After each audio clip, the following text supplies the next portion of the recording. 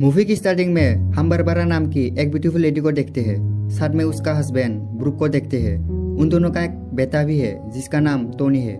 लेकिन ब्रूक अपने बेटे को ज्यादा प्यार नहीं करता, लेकिन उसकी माँ बारबरा काफी प्यार करती है। अब ये दोनों एक पार्टी में जाने के लिए रेडी होते हैं, लेकिन अपने बेटे के देखभाल के लिए एक मेड को रख कर जाते हैं।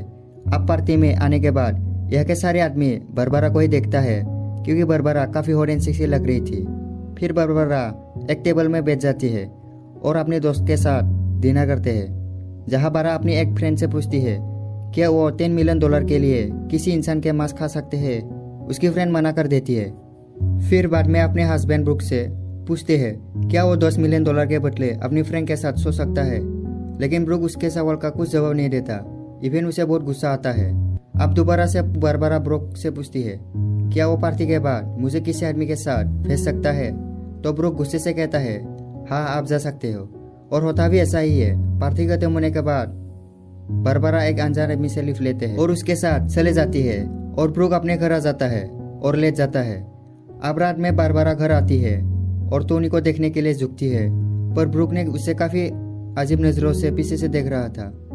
अब कई साल के बाद कहानी दिखाई जाती है, जहाँ टोनी काफी बड़ा हो गया है और वो अपनी मोम के साथ ही रहता है, क्योंकि उसके डैड बिजनेस के लिए बाहर ही रहता है। फिर एक दिन बारबरा और टोनी बाहर घूमने जाता है। वहाँ बारबरा टोनी से पूछते हैं कि तुम मुझसे कितना प्यार करते हो, तो टोनी कहता है माँ मैं आपसे दुनिया में सबसे ज्यादा प्यार करता हूँ और मैं आपके लिए कुछ भी कर सकती हूँ। तो बारबरा बोलते हैं क्या सचमुच तुम मेरे लिए कुछ भी कर सकते हो। तो टोनी कहता है हाँ माँ। कुछ दिन बाद ब्रूक अपने कुछ फ्रेंड्स दोस्त को अपने घर लाता है और अपनी फैमिली बारबरा और टोनी से इंट्रोड्यूस कराता है। लेकिन बारबरा अपने बेटे को इंट्रोड्यूस कराते हुए कहती है कि मेरे बेटे को काफी अच्छी फ्रेंड्स आती है और ये आप लोगों को एक फ्रेंड्स बुक पढ़कर सुनाएगा। टोनी फ्रेंड्स बुक को अच्छे से पढ़ नहीं पाता, तो एक गेस्ट टोनी का काफी मजाक उड़ाता और कहता तुम बोल रही थी कि इसको काफी अच्छी फ्रेंड्स आती है, लेकिन उसने तो एक वर्ड भी पढ़ नहीं पाया। अपने बेटे पर मजाक उड़ाने पर बारबरा उन गेस्ट पर काफी गुस्सा हो जाती है और उन्हें चिल्लाते हुए अपने घर से बाहर निकाल देती है। अब ब्रूक भी बारबरा से गुस्सा होकर रात पर एक होटल में जाकर रुकता है, लेकिन रात में ब्रूक को मनाने के लिए बारबरा होटल में जाती है, लेकिन वो मनाने की वजह वो सीधा डिंग डोंग करने लग जाती है, यानी आप लोग समझ ही गई। फिर नेक्स्ट डे सुबह वो लोग घर आते हैं तो वो देखते हैं कि टोनी के बेड पर कोई और लड़का सो रहा है और टोनी बाथरूम में नहा रहा है। लेकिन ये देख ब्रूक को काफी गुस्सा आता है और ये हमें पता चलता है कि टोनी थोड़ी बीस के आदमी है। फिर हम कुछ सालों बाद की सीन दिखते हैं, जहाँ अब टोनी बड़ा हो चुका है, मैच्योर हो चुका है, जो अपने एक दोस्त के साथ बीच पर एंजॉय कर रहा है। फिर उसी बीच पर अगले दिन टोनी ब्लैंका नाम की एक लड़की से मिलती है और ये दोनों लोग बात करने लग जाता है और बात करते समय ब्लैंका टोनी के काफी क्लोज हो जाती है। फिर अगले दिन टोनी ब्लैंका के बारे में अपने पेरेंट्स को बताता है, तो बारबरा सोचती ही है कि मेरा बेटा फाइनली मैच्योर बन गया और बारबरा टोनी की इस कारनामों से काफी खुश होती है। अब नेक्स्ट डे टोनी के पेरेंट्स ब्लैंका से मिलते हैं और उसे लेकर पार्टी करने के लिए एक बार पर जाते हैं, लेकिन पार्टी में ब्रूक ब्लैंका पर दोरी डालता है। फिर रात को वो सारे एक होटल पर रुकते हैं। टोनी और ब्लैंका एक ही रूम में सोते हैं और रात में पहली बार टोनी किसी लड़की से डिंग डोंग करते हैं। फिर कुछ दिनों के बाद हम बारबरा को देखते हैं जो किसी काम से एयरपोर्ट पर गई थी, पर वहाँ वो ब्रूक को ब्लैंका के साथ देखती है। बारबरा समझ जाते हैं कि ब्रूक और ब्लैंका के बीच चक्कर चल रहा है। यह देखकर वो गुस्से से यहाँ से निकल जाते हैं और गुस्से के कारण वो एक टैक्सी ड्राइवर से डिंग डोंग करती है और घर आ जाती है।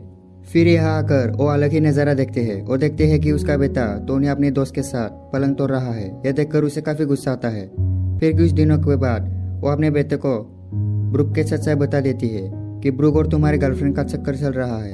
कुछ दिनों बाद अकेला होने के कारण बारबरा भी एक फ्रेंड बना लेती है। उसका नाम सैम होता है और वो सैम के साथ ही रहती है और सैम भी उसका बहुत अच्छे से ख्याल रखता है, मतलब उसकी सारी जरूरतें पूरी करता है जो ब्रूक नहीं कर सकता था।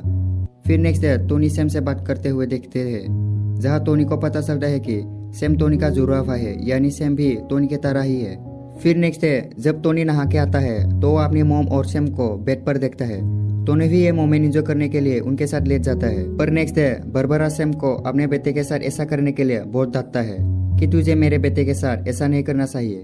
अब कहीं ना कहीं टोनी अपने डेड को एक और मौका देना चाहता है, इसीलिए वो एक लेटर लेकर ब्रूक के घर जाता है और वो उस लेटर को बाहर मिट्टी में छुपाने लगता है। लेकिन ब्लैंका उसे ऐसा करते हुए देख लेते हैं और वो बाहर आती है, पर टोनी वही लेटर को गाड़ कर भाग जाते हैं और इस लेटर में लिखा था कि डैड हमें आपकी बहुत जरूरत है, प्लीज वापस आ जाओ। और इधर घर पर बरबरा एक पेंटिंग बना रही थी और पेंटिंग बनाकर वो रोने लगती है कि तभी उसके पास सैम आता है और उसे संभालने लगता है और डिंग डोंग करने लग जाता है। इधर जब टोनी घर आते हैं तो देखते हैं कि उसकी माँ और सैम बेड पर लगे रहे हैं, तो टोनी भी ज्वाइन करता है। फिर कुछ दिनों बाद सैम को बरबरा और टोनी को छोड़कर दूसरी शहर जाना पड़ता है। इन्हें बाय बोलकर चले भी जाते हैं। पर काफी दिनों के बाद बरबरा अकेले होने की वजह से डिप्रेशन महसूस करती है। इवन कई बार तो वो सुसाइड करने की भी कोशिश करती है, लेकिन टोनी उसे बचाने के लिए जल्दी से हॉस्पिटल ले जाता है। फिर नेक्स्ट डे ब्रूक और बरबरा की एक फ्रेंड टोनी से मिलने आती है और टोनी को बताते हैं कि तुम्हारी डैड ब्रूक अजीब सा कोई इंसान है और वो बिल्कुल भी ठीक आदमी नहीं है, तो तुम लोगों को उनसे दूर ही रहना चाहिए। फिर कुछ दिनों बाद हम टोनी और बरबरा को एक फिनर में देखते हैं जहाँ ब्रूक और ब्लैंका भी आए हुए थे, लेकिन ब्रूक अपने बेटे टोनी और बरबरा से बिल्कुल भी बात नहीं करता।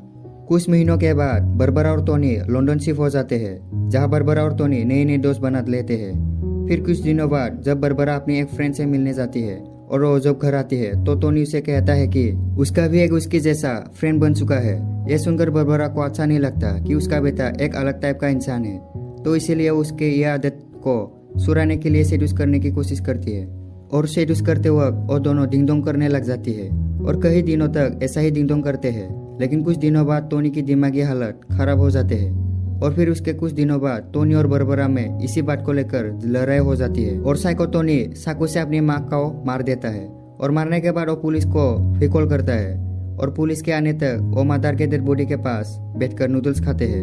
और जब पुलिस वाला वहाँ आते हैं तो देखते हैं कि ये डेफिनेटली मेंटल हो चुका है और इसीलिए पुलिस वाले उसे मेंटल हॉस्पिटल भेज देते हैं। लेकिन कुछ दिनों बाद हमें पता चलता है कि वहाँ टोनी ने सुसाइड कर लिया है और इसी के साथ ये मूवी एंड होता है।